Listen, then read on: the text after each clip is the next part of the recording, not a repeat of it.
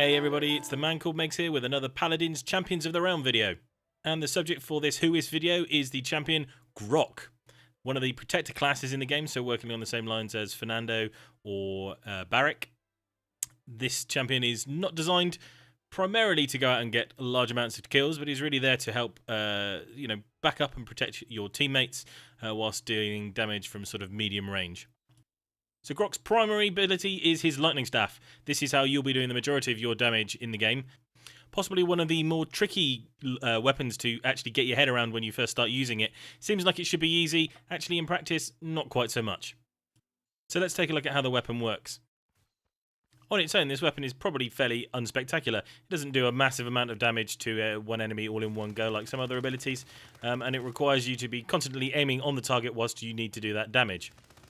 I feel like I say it in all of my videos, but this is another champion that benefits from being around other players and being able to do that damage alongside the people that you're playing the game with. Grohk isn't the most mobile of champions, so you can't really be chasing down people all that much, especially some of the higher health minions who can really, sort of take a lick in it and keep on ticking. Couple this with the odd reload mechanic that this particular weapon has, and as you can see here, it takes us quite a while to take down Fernando. But we do, and that's good. Where this weapon certainly does shine is being able to just fire it in the general direction of who you're aiming at or into a large group of enemies and knowing that you're pretty much going to hit somebody. Where your weapon really starts to take shape is how you combine it with your right mouse button click ability. Your shock pulse deals amount of damage, which is fairly good in and of itself, but it also bounces around to nearby enemies, marking them and allowing your left-click lightning staff to actually arc and deal the same amount of damage to other enemies nearby, making him incredibly useful in tight, confined spaces, especially around payload or siege, when you know that the enemy is going to be bottlenecked in one place. The pulse itself does a reasonable amount of damage on its own, but as we see here, it's really its ability to bounce around and hit other enemies. You can see doing a lot of damage there, and then as we fire the left mouse click, wow, we're hitting 3 different champions for a large amount of damage. And even here, even though the original target dies, they're still marked and it still arcs between all of the different ones. Amazing. Of course, the trick here is actually finding a group of enemies to fire it into. When you're running around the map trying to hunt down single players, your right-click ability becomes, well, not very useful. Obviously, Grohk is part of the Protector class, so what does he use for that protection? His Totemic Ward. Whilst the Shaman from Hearthstone might possibly be wanting to call gimmick infringement on this, this is probably the main ability, really, that Grohk has to really turn the tide of battle. There may possibly be bigger and tougher shields in the game, but not one that circles around you and potentially all of your teammates, whilst healing them at the same time, depending on what cards you play in your loadout. Having Grohk on point when you're trying to attack an objective or hold on to an objective can really make the big difference between whether you succeed in a push or whether you fail. So let's take a look at Grohk protecting his teammate. Just pop over to your friend, drop down the ward, and then you can see this big nice bubble protecting you from all sides from any incoming damage whilst healing you at the same time. The shield isn't the most powerful in game, as I have mentioned, probably not more defensively strong as Barik or Fernando, but the sheer fact that it covers you from 360 degrees whilst healing any of the teammates that are inside it do make it an incredibly useful addition to any group makeup. Less obviously, this is a great way of providing cover for any characters that are getting sniped from far away by a sharpshooter. Grohk's F ability is similar to several other characters who have movement boosting effects. This one allows him to gain 40% movement speed and also removes any debuffs that are on at the time.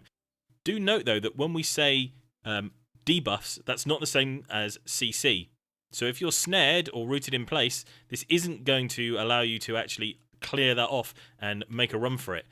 This is more for things like bleeding or slowing or any of the effects that are taking place over time. You can wipe them off and get yourself to safety using this ability. It's a pretty cool little animation when you pop this skill. You do turn into a ghost.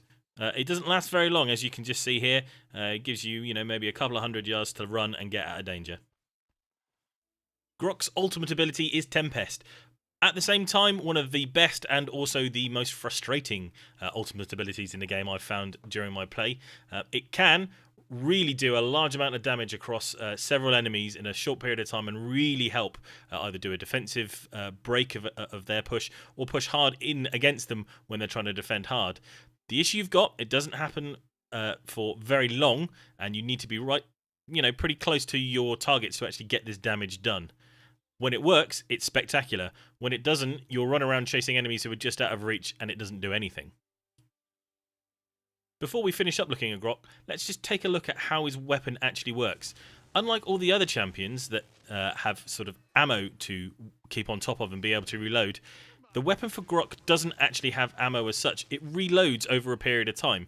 So if you continually fire, you will run through all of your charge and then not be able to do any damage whilst you wait for it to reload. It can be advantageous at some times to just fire short beams rather than try and concentrate all your fire on one opponent as you're chasing them down. Any missed hits is really a big waste of your time, and it's going to make it more difficult when you've got them down to that 1 health bar and you really wanted to finish them off, but you've just run out of charge and you have to wait that crucial second to attack where they've popped an ability that gives them healing, or they teleport somewhere else and you can't actually finish off and do what you need to do. So make sure that when you're playing with Grohk that you don't get too sort of invested in doing damage and you actually keep on top of what you're supposed to be doing, which is doing damage as often as possible to as many enemies as possible. It probably also wouldn't hurt if you stuck around your teammates and dropped that shield down on them when they're getting in trouble. You're the person that can really make the difference between whether the people who are holding onto a point get to hold onto it or whether they die in a horrible blaze of glory and the other team comes over and steals the objective from you. On a side note, I'd also like to apologise to all the people I had to team up with whilst I was learning to play Grohk. It turns out I'm not a very good Grohk player. I don't know why. I'm just not very good.